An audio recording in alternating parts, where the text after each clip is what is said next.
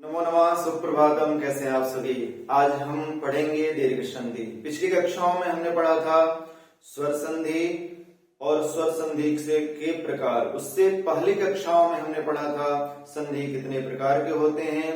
संधि के जिन जिन प्रकारों का अध्ययन किया था, सामान्य नियमों से हम परिचित हुए थे।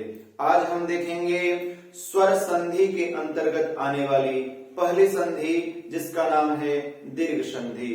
दीर्घ संधि में के क्या नियम हैं, उनका प्रयोग कैसे करना है, आज इसी विषय पे हम चर्चा करेंगे। आइए देखते हैं। नियम के अंतर्गत सबसे पहली नियम आप देखेंगे तो यहाँ पे है अ या आ। ये जो चिन्ह है ऑब्लिक की चिन्ह है, इसका अर्थ होता है या। अ या आ के बाद प्लस अ या आ आए तो दोनों को मिलकर के आ होता है।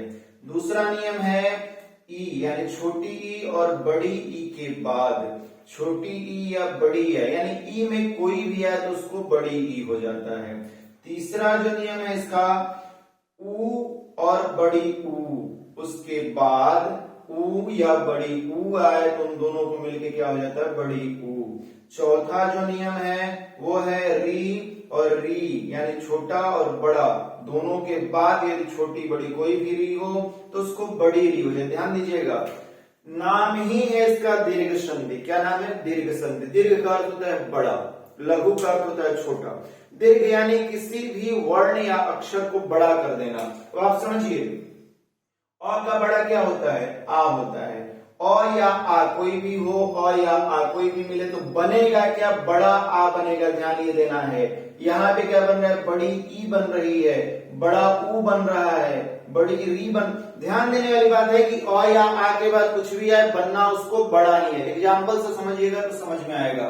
सबसे पहला हम एग्जाम्पल लेते हैं मत धन अनुसार। क्या है? मत धन अनुसार। अब ध्यान से आप लोग समझेंगे, समझ में आएगा। अब देखिए, ध्यान देने वाली बात यह है कि यहाँ पे जब भी हम संधि करते हैं तो पहला जो शब्द है उसके अंत को देखेंगे और दूसरा जो शब्द है उसके प्रारंभ को देखते हैं। अब देखिए, इसके अंत में देखेंगे तो आपको यहाँ पे अ दिखाई देगा। क्यों? क्योंकि म अ में क्या है? अ है, वह अ यहाँ पे आपने लिखा। अनुसार में प्रथम वर्ण क्या है? अ है। अब आपने नियम पढ़ा है अ या आ, अ या आ। पहले अ मिल गया, बाद में अ मिल गया, इन दोनों को मिलके क्या हो जाएगा? आ हो जाएगा। अब इन दोनों को मिलाइए और आ लिख दीजिए। क्या लिख दीजिए? आ लिख दीजिए। अब समझने वाली बात है, ऐसे समझ में नहीं आ रहा है तो आप इसका वर्ण विन्यास करके भी पढ़ सकते हैं। जैसे देखिए, म का वर्ण विन्यास कीजिए तो म हो गया और म में क्या आ गया? अ आ गया। उसके बाद देखिए तो आया और तो में क्या आया? अ आया। ये मौता हो गया। उसके अग्रिम आइए अ न उ स आ। उसके बाद है र और र में अ। ध्यान दीजिएगा, म त चार वर्णों से बना है, अनुसार कितने वर्णों से बना? इस अ को और इस अ को, इन दोनों को क्रॉस कीजिए, यहाँ पे लिखिए आ। देखिए, आप सहज बनाना चाहें तो ये सही है, आपको समझ में नहीं आए तो वर्ण विन्यास कीजिए। वर्ण विन्यास से क्या होता है? क्लियर चीजें ज्यादा होती है, आपको समझ में जल्दी आता है। अब देखिए, आपने पढ़ा है कि अंतिम वर्ण अ होना चाहिए और अनुसार यानी दूसरे शब्द का पहला वर्ण अ या आ होना चाहिए। तो यहाँ भी अ, यहाँ भी अ मिल गया, दोनों को मिलकर आपने आ बना दिया। अब ये कट चुके हैं, इनका कोई अस्तित्व नहीं है। अब इसको मिलाइए, म में अ मिलाइए तो म हो गया, त में अ नहीं है, त में आ मिलेगा तो म ता हो गया। न में उ मिलाइए, नू हो गया। स में आ मिलाइए, सा हो गया। र में अ मिलाइए, र हो गया। बन क्या गया? मतानुसार। क्या बन गया? मतानुसार। बात समझ में आई? मत अनुसार दोनों मिलकर के बना मतानुसार। एक दूसरा एग्जाम्पल और हम देखते हैं। दूसरा एग्जाम्पल है हिम धन आलय। क्या है? हिम है प्लस या धन आलय, बोलिए इसको आ ल य। अब देखिए यहाँ पे क्या है, अंत में आप देखेंगे वर्ण विन्यास कर लीजिए, कोई दिक्कत नहीं। ह में ई की मात्रा है, म में अ की मात्रा है। यहाँ पे क्या मिला आपको, यहाँ पे अ मिला। प्रारंभ जो पहला वर्ण था हिम, उसके अंत में आपको अ मिला। दूसरा जो शब्द है क्या, आलय, उसका प्रथम वर्ण क्या मिला, आ।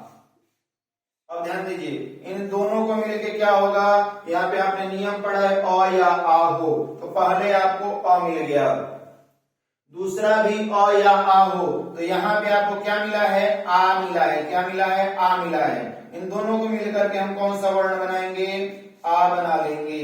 आ बनते ही क्या होगा, ये जो आ है ये भी कट जाएगा, ये जो आ है ये भी कट जाएगा, दोनों का अस्तित्व समाप्त। अब यहाँ पे म जो है वो हलंत हो चुका है। अब मिलाइए, ही और म हलंत है, तो म हलंत व्यंजन है, वह स्वर की तरफ आएगा, तो म में आ को मिलाइए, ही मान ल य। ये क्या बन गया, हिमालय। क्या बन गया, हिमालय। तीसरा उदाहरण आप ले सकते हैं विद्यालय का, विद्याधन आलय। कौन सा है, विद्या धन आलय। अब देखिए विद्याधन आलय में आप देखेंगे तो यहाँ पे अंत में क्या है, आ है। क्या है, विद्या जो शब्द है उसके अंत में आपको आ मिलेगा, आलय जो शब्द है उसके प्रारंभ में आपको आ मिलेगा। अब देखिए यहाँ दोनों तरफ आ मिल रहा है। पहले में देखेंगे आप तो पहले अ है फिर अ है, दोनों तरफ अ का योग है। दूसरे शब्द हिमालय में आप देखेंगे तो पहले अ है बाद में आ है।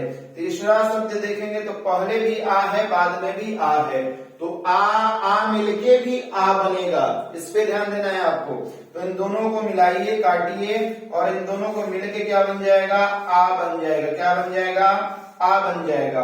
अब देखिए इसको मिला देंगे तो ये बन जाएगा विद्यालय। क्या बन जाएगा, विद्यालय, विद्यालय। आप लोग जो भी इस वीडियो को देख रहे हैं अपने घर पे अपने कॉपी पे बहुत सारे इस प्रकार के शब्दों का अभ्यास कीजिए। निरंतर अभ्यास से ही आपको संधि समझ में आएगी। संधि जब तक आप खुद से नहीं करेंगे तब तक संधि समझ में नहीं आने वाली है। चलिए, आप मुझे उम्मीद है अ और आ के बाद अ और आ से जो आ बनता है दीर्घ संधि के पहले नियम को आप समझ पाए होंगे। आइए हम दूसरे वीडियो के माध्यम से पढ़ेंगे ई और ई के योग से बड़ी ई किस प्रकार बनती है। धन्यवाद, मिलते हैं जल्दी आपको नई वीडियो में। धन्यवाद।